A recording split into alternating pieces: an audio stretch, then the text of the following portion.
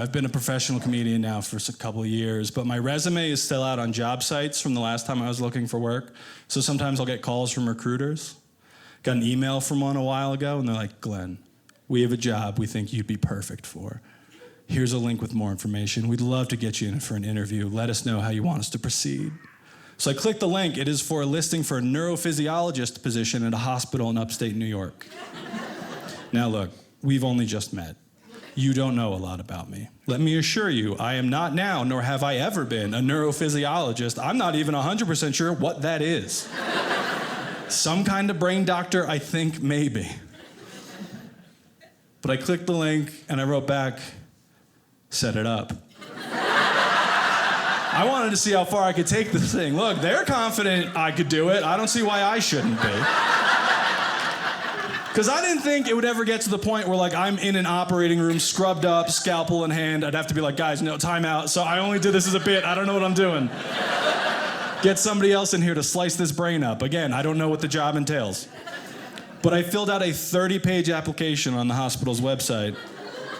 Because as a professional comedian, I got time.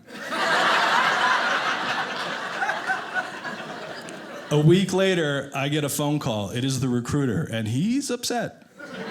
He's like, hey, I just heard from that hospital. You're not even remotely qualified for this position. I don't like having my time wasted.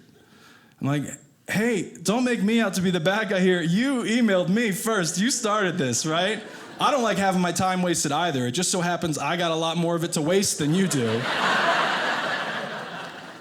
He hung up on me before he could explain why he had emailed me in the first place.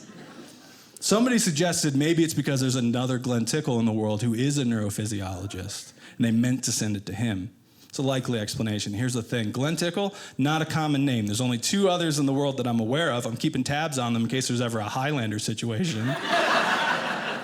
Neither of them are neurophysiologists either.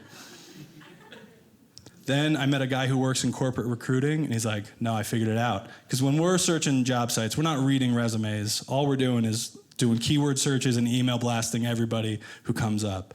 I'm like, okay, I mean, that makes sense, but again, neurophysiologist doesn't appear on my resume anywhere. But I thought about it, and the word doctor does. Here's why the word doctor is on my resume. It's because under special skills, I have listed that I'm a Dr. Mario virtuoso. If you're not familiar, Dr. Mario is a game that came out for the original Nintendo Entertainment System. It is the thing I'm best at in life.